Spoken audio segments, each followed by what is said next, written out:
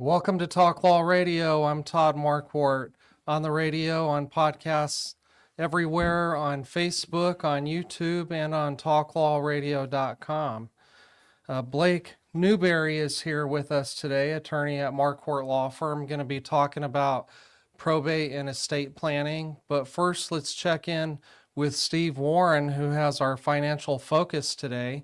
Steve is the president of Financial Planning HQ.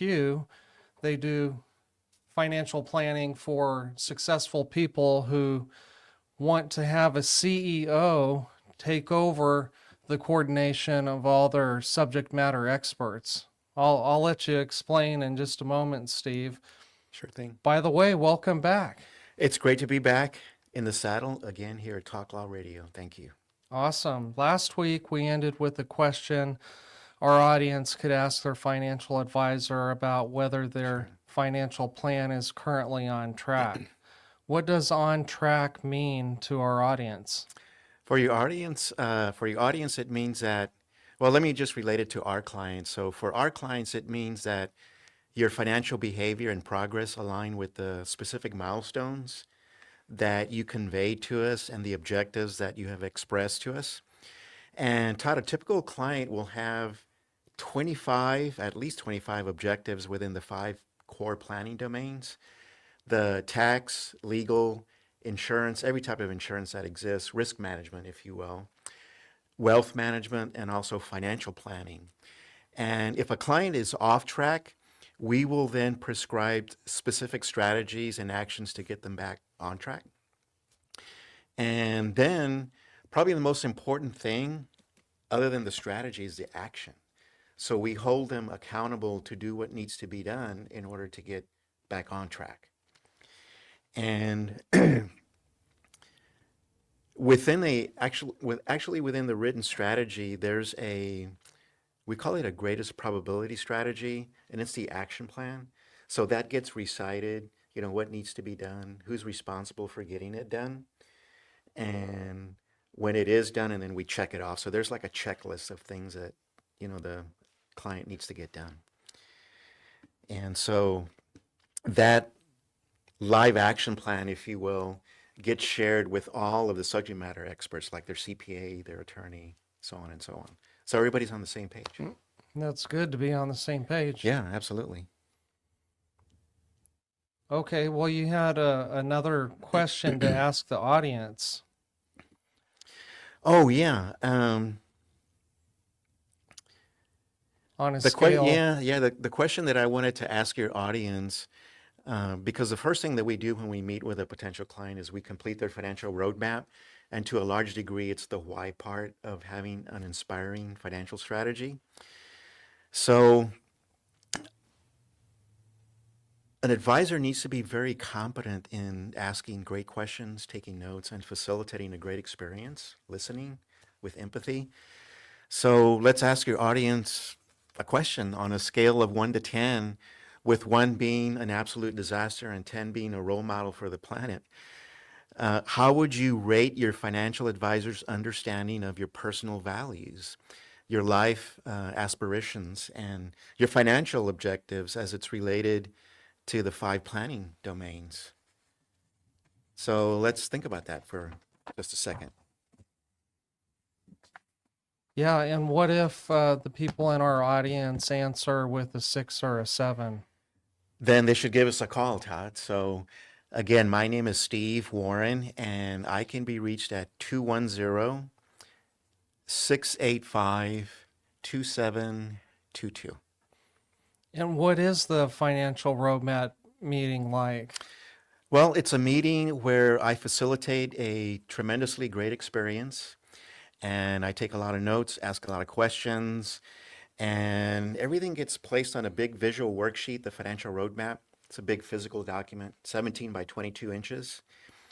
And from there, we decide whether or not we're a good fit to work together. This meeting takes about an hour to complete, Todd. And again, I'm asking a lot of questions and just taking a lot of notes and finding out what's important to the client, the goals that they have that require money and planning to achieve, the name of the goal, by when they want to achieve it, how much money does it take to achieve the goal, and what are 2 or 3 words to describe what you're thinking and feeling now that you've achieved the goal. So it kind of takes them out into the future. It's an inspiring document. And if we work together, that is part of an overarching strategy, the foundation to build a written plan from. I don't know that I've met an inspiring financial planner. I would imagine that your phone is just ringing off the hook because usually financial planners just have one goal. Let's collect your money and invest it. And so for you to be inspiring and providing a great experience, I would imagine you have lots of calls. How do you decide who to work with? How do I decide who to work with? We work best with people that are financial delegators. So that would be a personality type that would rather delegate the enormous task of getting their financial house in perfect order rather than to do it themselves. Right? Does that make sense? It does. Yeah. So if a person is a financial delegator, and I do have actually have a written ideal client profile. And that's the top one, financial delegator. I like to work with people that, express gratitude. They're passionate about their goals. Of course, I don't know that going into a meeting, but I can sense that during the meeting. And, I have some other personality characteristics. And, the main thing is the financial roadmap experience, Todd. It'll deliver value even if we don't work together, like I did one today that I was telling you about. And, I know that she appreciated it and expressed gratitude. Thanks for putting everything in perspective. And, the main thing that your audience should also know is that there's no strings attached and there's really no downside to having a financial roadmap. And so no obligation. And of course, to your audience, there's no cost as well. Okay. Tell us more about why our audience should give you a call right now. Well, your audience probably, I would say they probably have a financial advisor, and more than likely they don't have a comprehensive written lifetime financial strategy. I know this because surveys show that most people don't. 63% of people that were in a recent survey not too long ago, they are not confident that their advisor is proactively providing them with a comprehensive written lifetime financial strategy. So just the absence of that means that you don't have a plan. Artemis 2 is going to the moon. I'm sure there's a very detailed plan on every aspect of that mission. Right. And it's definitely written. It might be a couple 100 pages long. So having that plan, just gives your audience a better edge at achieving their goals and actually, living out the things that are important to them. And that's the main reason. Having a plan is just so critically important. And, it all starts with that financial roadmap meeting. How much does it cost for you to help somebody with the financial roadmap? For your audience, it's complimentary, so there's no strings attached. So it would cost them about an hour and 10 minutes of their time. And in addition to that, a little bit of time in gathering up their financial documents, because we do require that they bring in what we request on a financial document checklist. So that takes a little bit of time. But you know what? People often will say that, just that exercise alone in me getting everything together and organized was a good one. And so, it takes about an hour and 10 minutes and plus a little bit of time to gather documents. And, you just want to come in with an open heart, open mind, and be prepared for a great experience. Awesome. Some people go to what they call a certified financial planner for a financial plan. Yeah. How is what you do different from that? It's probably different. First of all, I know that there are no advisors that actually use the financial roadmap as a foundation, a document like that. So we're different in the sense that the things that are important to a client are going to be listed in the financial plan. So the financial roadmap gets incorporated into that written document. And the other thing that I haven't seen in financial plans when I do see them is actually clear objectives on what the client wants to achieve, strategies to address those objectives, a tactical plan, an action plan that is shared with all of the subject matter experts that touch the client's lives. And so that's often missing. And I know that some advisors do financial plans, but I would say that your audience probably lacks that accountability piece, of actually having an advisor that cares so much that they're going to hold you accountable to do Mm-hmm. what you need to do. And your audience deserves that. They really do. It's just like if you go to a fitness coach and you are, trying to get in better shape, it's good to have a coach to kind of push you along and hold you accountable to do what you Right. need to do. So if this should appeal to anybody in your audience, we can complete your financial roadmap, and it takes about an hour and 10 minutes. Bring your financial documents in.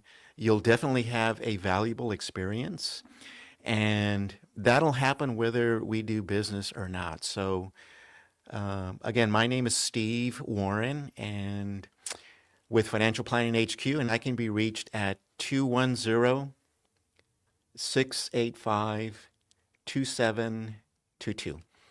Thank That's 210-685-2722. Thank you for the financial focus. We got to take a break. We'll be right back with Blake Newberry talking about probate and estate.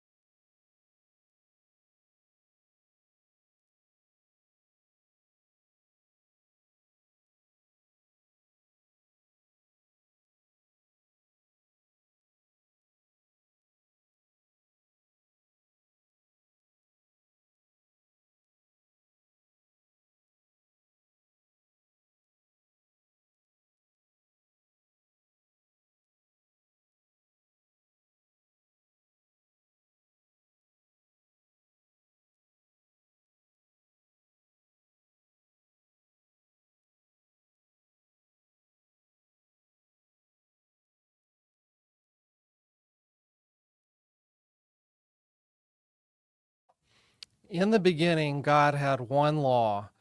Then he gave Moses the 10 Commandments. And now we have municipal, state, and federal lawmakers that won't stop creating new laws, laws that might impact you without you knowing it. So listen in to Talk Law Radio Saturday mornings, Sunday afternoons, and anytime on podcasts everywhere, Facebook and YouTube. You can listen while you're walking the dog, washing the dishes, or working in the garage. Today we have Blake Newberry, who's an attorney with Marquardt Law Firm. He focuses on probate, estate planning, and guardianship. And so we're just going to get to know him a little bit better now. Blake, you come from a background in bankruptcy, and so we want to talk a little bit about that. But first, tell us the story about how you moved from Kentucky to Texas. Absolutely, and thanks for having me back. I know I was on a little while ago, I think about a year ago or so. But yeah, so grew up in Kentucky and graduated from Western Kentucky University and got my first job working at Fruit of the Loom, doing inventory analyst work for them on the Sears Kmart accounts. That company is no longer around. So I unfortunately lost my job, but in that meantime, I had this inkling in my brain of maybe I want to go to law school. I had heard people talk about it my senior year of college. I was like, this might be interesting. So I told my fiance, who I met at Fruit of the Loom at the time, I was like, I think I want to go to law school. So I took the test, applied to all the schools here in Texas because she's from Corpus. And so she said, I just want you to know if we stay together, I'm going to drag you back down there. And I said, I don't have an allegiance to Kentucky. I like it here. My family's here, but I like Texas. So applied to all the schools, the big schools in Texas, got into majority of them but UT, and then went to A&M for law school. Got into bankruptcy for a little bit after that, but always knew estate planning, probate was the area that I was passionate about. And so saw your posting for the job at the time that I applied, and that's what got me down here. Yeah. I think I remember that you did some clinic work at the law school as a Yes. student attorney. And is that where you got introduced to estate planning? Really, it was the wills class. I remember taking wills and estates, and it just kind of clicked. I was able to understand it really well, trust as well. They were some of my best grades in law school. And I tried to do the estate planning clinic my second year, but it filled up very quickly. So I did it my third year. And that's where I knew after doing that this was the area I really wanted to go into to help individuals and help people and their families. Awesome. So what is it about estate planning and people and their families that you thought they needed help? So, I guess I'm lucky to where I didn't have a lot of deaths in my family when I grew up, but my uncle passed away, and just seeing my grandparents kind of navigate his death, and my little cousins at the time, he passed away from cancer, and my cousins were like 10 and 6 years old. Just seeing that and seeing how it affected them, but really I have always wanted an area of work, whether it was law or not, when I graduated college, that had an impact on people, that I could do something that was beneficial to them, and seeing estate planning and how it helps them prepare their legacy for their families and let them know exactly how they want it done is what enticed me to focus on this area and pursue it as a career. Yeah, that's a great answer. Your passion really does come through. So after you graduated, you worked for a bankruptcy firm. Tell us what bankruptcy work was like. It was a little depressing. You have a lot of people who are struggling financially, and they don't feel like there's really any way out. Now, bankruptcy is a necessary thing. I think a lot of people should take more advantage of it, but they worry about the implications and how it looks in society. But it was very tedious. It was very kind of heartbreaking at times for why people were filing. And so it was still nice to help them in a way, though. Help them get out of the financial rut they may be in, and be able to come out clean and move forward with their lives after they get out from under the debt. Yeah. Well, I'm glad that you were able to help them in that time of need. There are a lot of practice areas where people need an attorney to help them out, get out of trouble. And so I did criminal defense after I got my law license because it was so hard to find a job. Yeah. And I was telling my wife why I was helping them. The Constitution says they can have representation, and they need representation. And she said, well, why does it have to be you? So I also had the dream of being an estate planning attorney and elder law attorney, and so I kept looking for opportunities to do that. So I want to ask you about your family. I know that you're a husband and a father, so share with us something about them, as much or as little as you like. Yeah, so my wife, Amanda, she's from Corpus originally. And then I have my son, who is 5, going to be 6 in October. And then my daughter, who will be 3 in August. So they're quite the rambunctious bunch. You wouldn't think the younger sibling, being a daughter, would be as feisty as she is or fight her older brother, but she does. She holds her own whenever they get into their tussle matches. But no, it's great. Love them to death, and can't wait to see them grow. What makes you happy? Seeing them happy. Okay. And achieving my personal goals I set out for myself, and making sure that my family's taken care of. Awesome. Great. Well, you've been working at Marquardt Law Firm with us for about 3 years, almost 3 years. Am I right about that? It'll be 3 years in June, because that's Okay. when we moved down here. Right. And so during that time, you've been learning the area of law. You've been learning how the office operates. And so I'd like for you to tell the audience, what do you like about working at Marquardt Law Firm? I like how you have entrusted me with figuring out complicated tasks that maybe other attorneys haven't accomplished in the firm.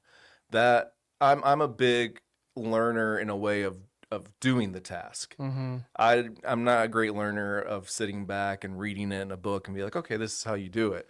So you giving me that opportunity and ability to have that autonomy, but also work with you and Daniel to further my legal knowledge has kind of been the best part about working there. I feel like I've learned 10 times more than I would if I was at a larger firm or even at a bankruptcy firm. I mean, I feel like I've learned a lot more in this short amount of time. Now, I know 3 years doesn't seem that short, but in legal terms, it's short to me. Yeah.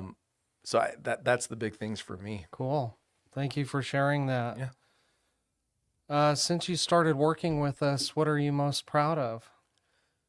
I'm proud of the work I've taken on, but also really just the work that we put out for clients, the protecting them, helping them with probate in the time of a very stressful period of their life, and trying to make that as smooth as we can to make it one less thing they have to worry about.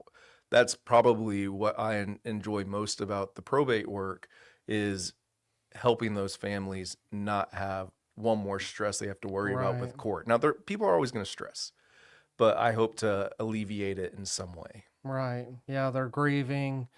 They're trying to figure out how to move on from that. Yes. And then they have all this legal stuff that they don't know much about. Yes. So I tell them, can't solve all of your problems, but I can help you with the Yes. legal stuff. Yes. I try to frame it in that way as well. What do you think is next in your professional development? I think just growing with the types of cases that we take as a firm, and really just continuing to learn. I Mm-hmm. mean, at the end of the day, as an attorney, you never stop learning. There's always new things you have to remember. And so I think it's just taking the gap from 3 years to 10 years and just cramming as much in as I can, because I think the saying out there is that you're not a full estate planner until 10 years in, Oh, okay. is the kind of time frame they say, Right. just because there's so much out there and it constantly changes. Right.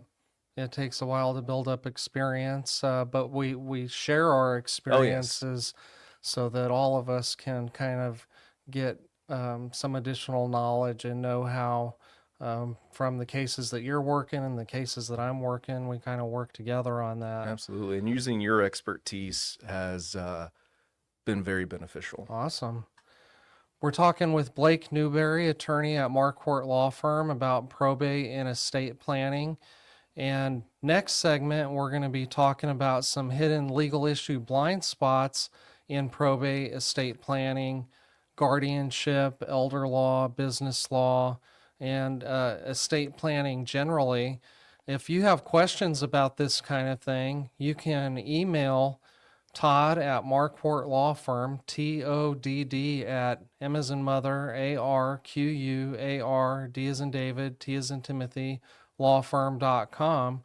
Or if you're interested in being a guest on Talk Law Radio, email host at talklawradio.com. We got to take a break. We'll be right back.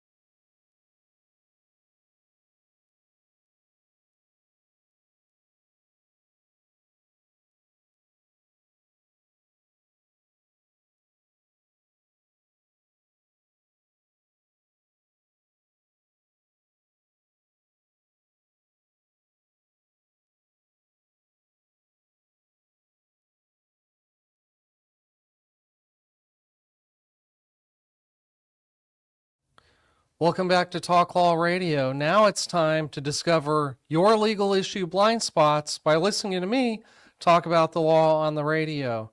We have Blake Newberry, attorney with Marquardt Law Firm, with us today, talking about hidden legal issue blind spots in estate planning and probate. Blake, what's the number one estate planning mistake you think that costs families money and drama? Doing either no estate plan or trying to do an estate plan online, trying Yeah. to avoid the attorney, doing it on your own, Mm-hmm. and not fully understanding the impact of a decision that's written in the will. I've seen wills that have potentially illegal provisions based upon what they're saying in a contest, because there are a lot of contest provisions out there that say if you contest this will and you win, so the will is invalid, you get $1. And I'm like, Mhm. you can't, no, if you win, you get your share.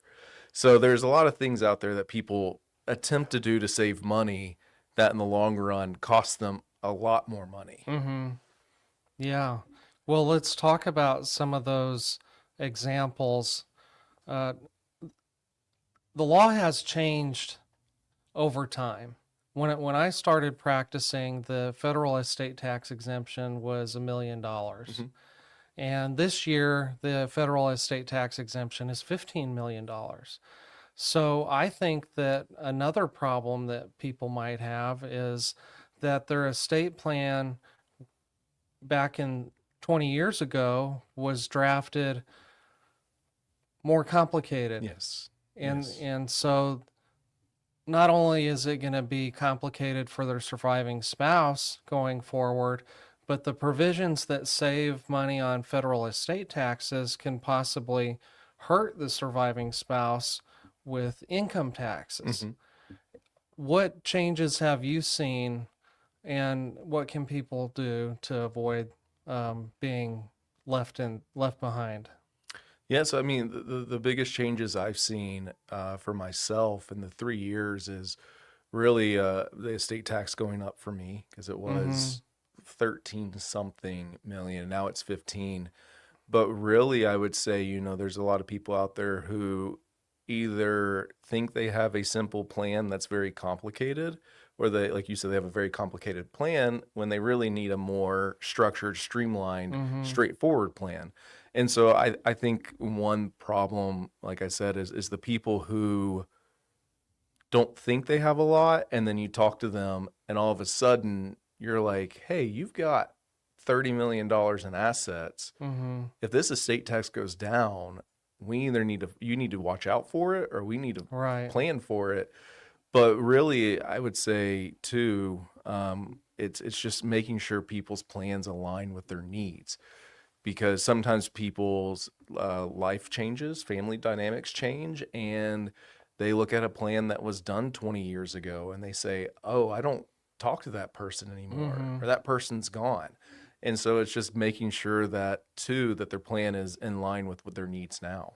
Yeah, I have a few clients recently that are naming people to be executor, agent, successor trustee that are about the same age as Mm-hmm. them.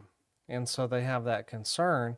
Well, what if he dies? Well, we name some alternative successors, and my advice is, have dinner with them, every so often, and think to yourself, is my brother still a good candidate to be my agent Yeah. and successor trustee? And so you might have to update these things. And that shouldn't be a surprise, because we do maintenance on our cars, Mhm. we do maintenance on our house. And so sometimes you have to do maintenance on your estate plan. Yeah. No, I agree with that completely. Something that's in my own estate plan, I have my mom Mm-hmm. as our first trustee. Secondary, I have my brother and sister-in-law, but in my mind, I still have that constant thought of, okay, well, what happens? Do we update it when my mom passes away, Mm-hmm. or do we just let it flow via the successor language Mm-hmm. and go from there? Right. Many people think I have a will, I'm fine. What's dangerous about that blind spot?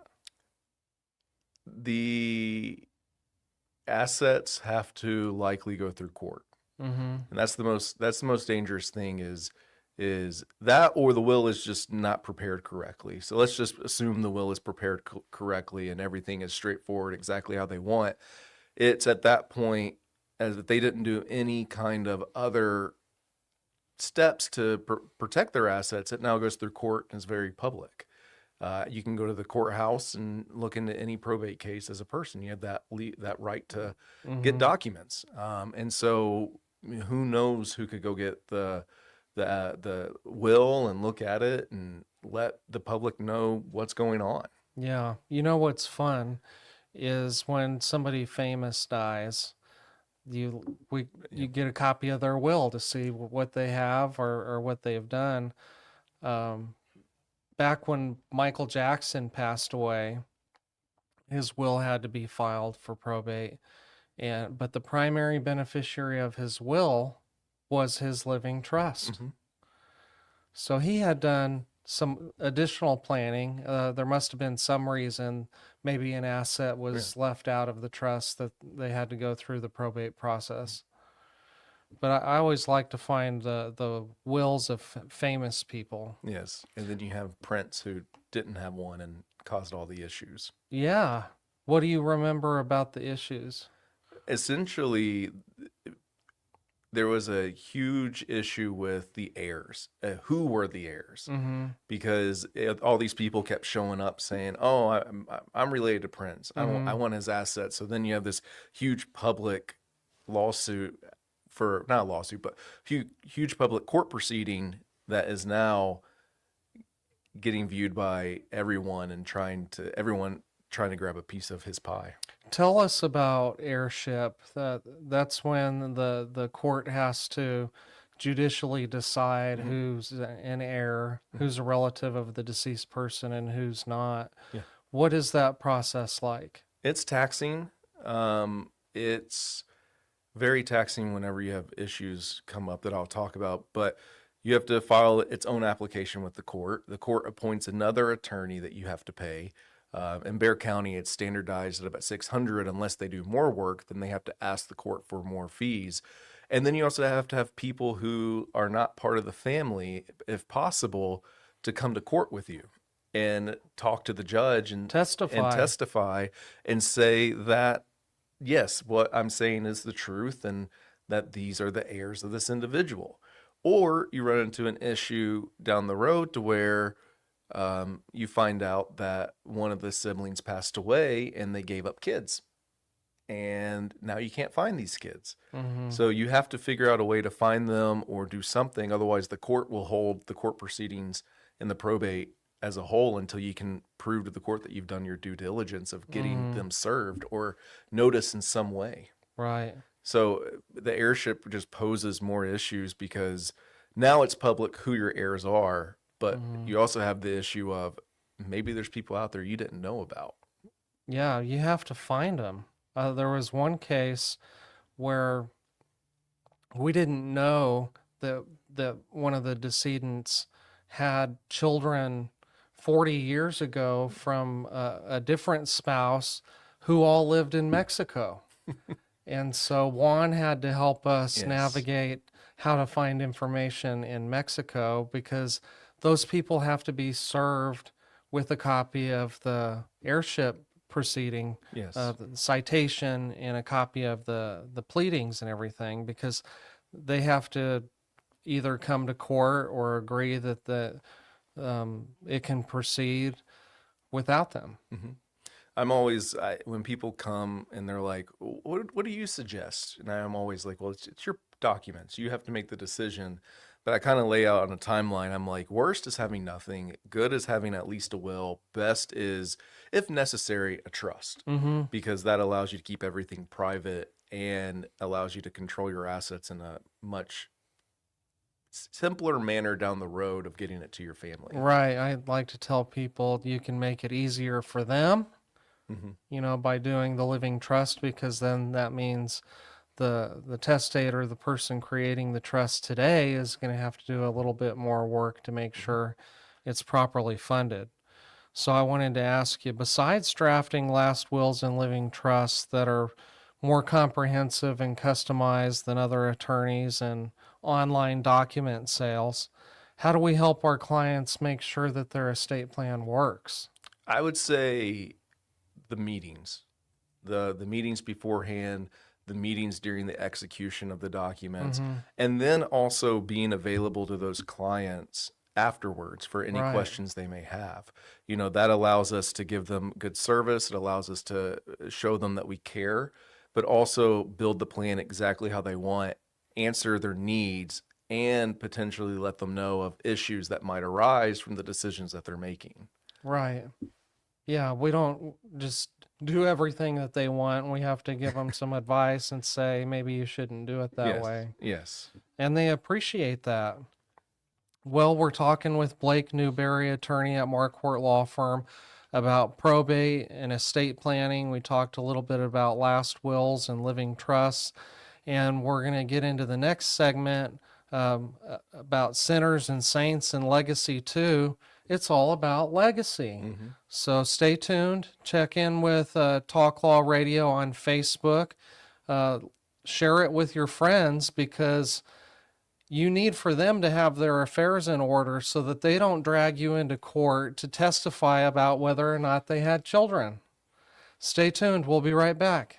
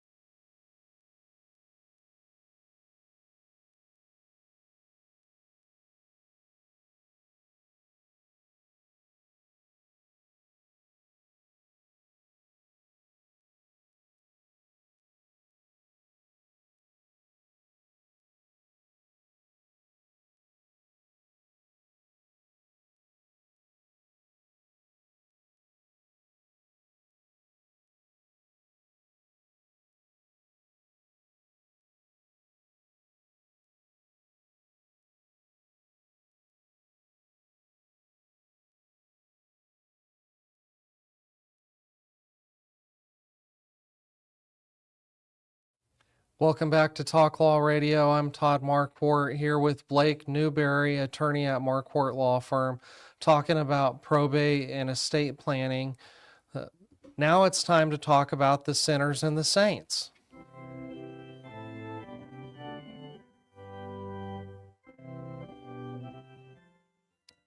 I like to talk about sinners and saints because I agree with Martin Luther, the famous theologian who nailed his 95 Theses to the church door, that we're all born sinners, but because of Jesus, we're absolved from our sins. And so I like to tie that into the law and talk about somebody who's done something bad and somebody that's done something good. And because I know you play golf, you like to watch golf, I wanted to ask you about Tiger Woods. Oh, yeah. How do you feel about Tiger Woods getting arrested? I am saddened by it. It's unfortunate. It might end up being a good thing for him to get, but he's been in the public eye so much, and I thought he was going to have that great comeback, and then it's just gone downhill since the Masters win. But yeah, I mean, it just saddens me to see that he has not achieved the glory like we thought he would. Right. How do you think Tiger Woods would be remembered if, God forbid, tragedy strikes and he died today? He would be remembered as a scandal. He would be remembered as a great golfer, but he could have also been much better if he didn't have the issues that he had in his past. Or what if he just didn't drive? That too. I mean, do you think he could afford a driver? He's got more than enough money to afford a driver. I think someone asked him one time, they're like, "Why don't you hire one?" He's like, "I like driving."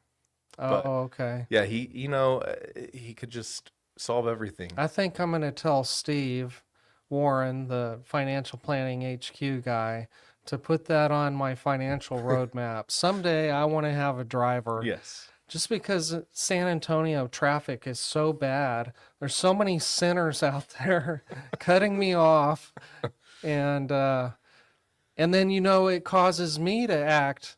Oh yes. To react sometimes. I was at a red light this morning on the way to the office, and this guy, it's not that big of a side, pulls up next to me and just runs the red light, and passed probably 10 cars to get there. So it's I frustrating. don't disagree with that. So I don't have a saint per se, but try and think of some people that you've worked with, or that Daniel or I or Stetson have worked with, that you thought, that client is a saint. They're getting everything in order. Yeah. What was the situation like before and after, if you can remember something like that? Yeah, so before it was, I can think of a lot of people, and so it really is the aspect of, they're older in life and they just have nothing, and then they've decided, as in no plan. Yes, they don't have any planning, and they decide to take the step to plan and help their family out and make sure that all their assets are divvied up in the way that they want, whether it's one child getting one thing or another without it being verbal. There's nothing worse than a client coming to you and saying, well, Dad said I was supposed to get this, and it's not written anywhere. Yeah. And so that's not good evidence for a court. Right. And so I would say, as well as clients that update their plans, looking back, I have clients that they reviewed their plan and said, oh, our kids are older now. All this was for whenever they were little, in case something happened to us. And so just updating their plan to incorporate their new lives that they have.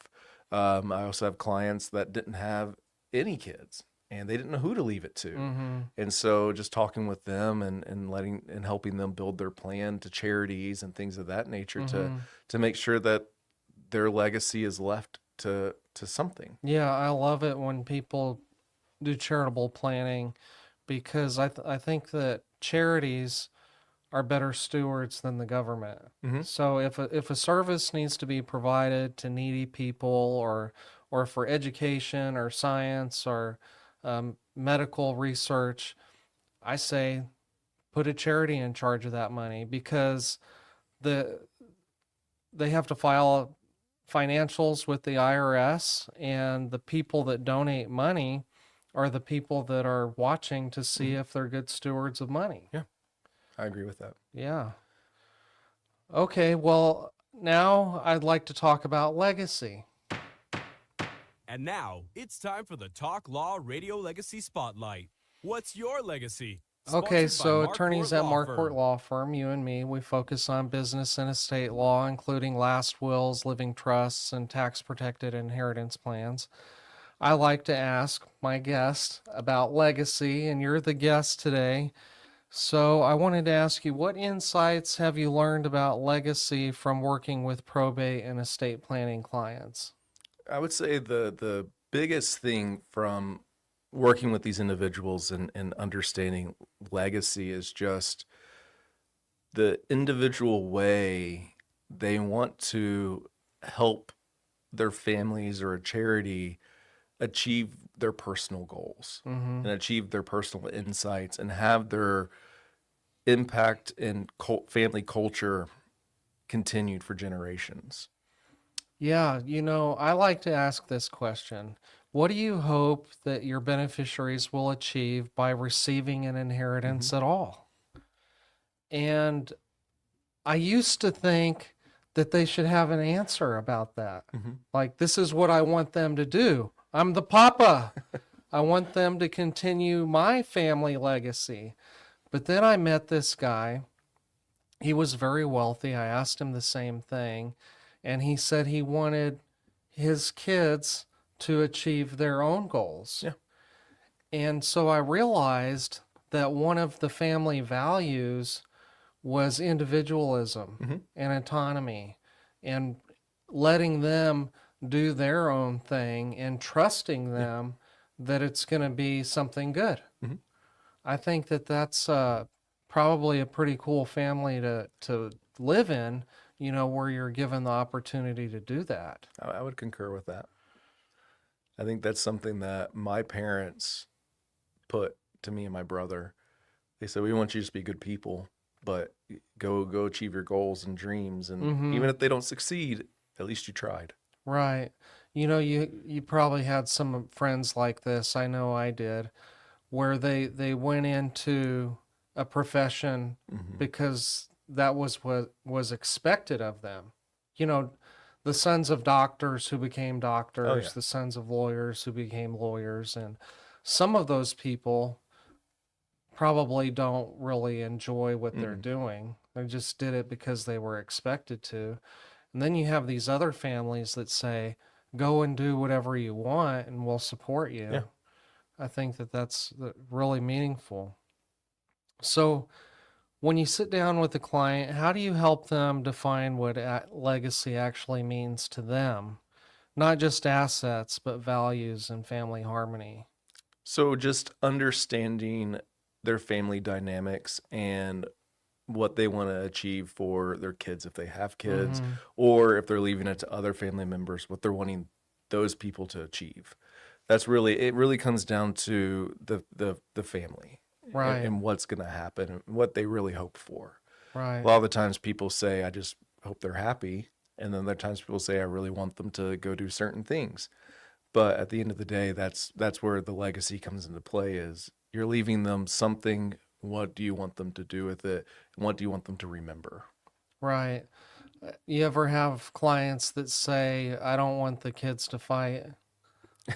I have a lot of those. I think that is something that comes up all the time. Or they say, my kids won't fight. Yeah, they say their kids are angels. The first step in preventing conflict and building family harmony is having something written, like a will or a trust, because then people aren't just guessing what their parents wanted to have happen. And the other thing is to write, if you want somebody to have a bank account, you're allowed to name a beneficiary on your bank account, transfer on death, pay on death. I like to put it in the will or the trust that you did that. Because if you have everything divided in the will or the trust, but then you're giving one child this one account, they always wonder about that. They think, well, something's wrong because that's not being divided like the will or the trust is. And by the way, Junior probably told Mom that she had to do that. He probably coerced her. And so now Junior's the one that's in trouble with all of his siblings, and maybe he didn't do anything wrong. Maybe he didn't even know that she did that. Yep. So then your will or your trust is like a plan, even though the document itself is not going to dispose of that asset. It's still part of the plan because it lets everybody know that you did that on purpose. Yes. Yeah, I completely agree with that. Or the inverse, you don't do anything. The family says, the kids, oh yeah, we're going to split everything evenly. You can have this, you can have that, you can have the home. And then you get into a consult and they say, they said I was supposed to have this. And you have to tell them, well, they legally own part of it now. Right. And you can't force them to do something. Right. Yeah. So it's good to know. It's good to talk to a lawyer after your loved one passes away so that you can find out what your rights and responsibilities are. Thank you for being on the show. We have Thanks to for having end me. it. If you need help, call Marquardt Law Firm, 210-530-4278. We'll talk to you later. Most families don't realize they have hidden legal blind spots until it's too late. Wills, trusts, Medicaid planning, even protecting a business. These are the kinds of issues attorney Todd Marquardt helps uncover before they become problems.